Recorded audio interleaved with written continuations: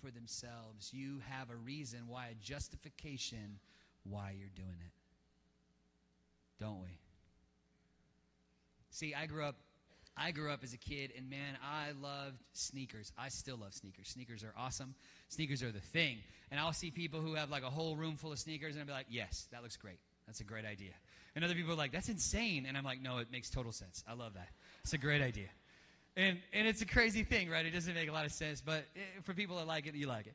And so as you think about all these different types of sneakers, I remember when I was a teenager, I was kind of around Javen's age, same kind of thing. And Javen loved sneakers. He got it from his mom. And so it's the same idea.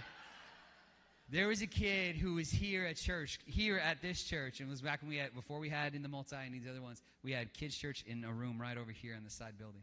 And I remember he walked into church one day, and he had on the Air Jordan 5 grapes. It's like a purple colorway of this sneaker. And I was like, oh, God in heaven, I want those shoes. I was ready to maim that child, steal those sneakers from him in kids' church. You know what I'm saying? It was terrible. Like, this thing took over. I was like, ah!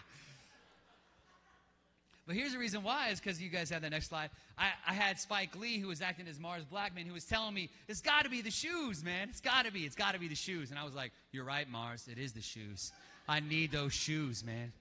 And so I didn't know anybody had those shoes. And then suddenly this kid walked in with these shoes. This kid, David, he's a good kid. And he walked in with these shoes, and I was like, I can't believe he has them. And this envy was in me, man. This envy was in me. And here's the deal. I would be washing golf balls over in Villa de Paz that we would get out of the pond and selling them to golfers, right? Getting run off by the Rangers because the golf shop hated that we'd undercut their price. You know, we were doing like Capitalism 101, trying to get that money together to buy those shoes. You know what I'm saying? Trying.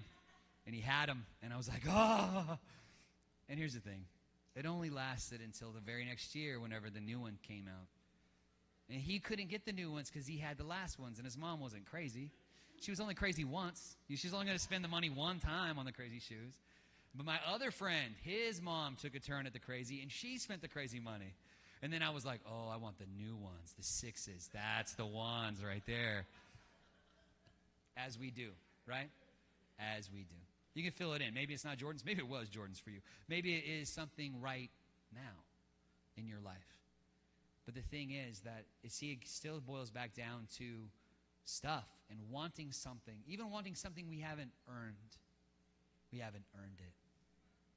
And here's the thing. If we spend time and energy in those things, and we have our house in order, and we have that ability to go and get something like that, the Lord bless you and keep you. Have a great time with it. Let it be a blessing to your life. Enjoy it. But it's all about patience. And it's about having the patience to be able to earn it. And not charge our way into it, not doing anything else. That we would have the patience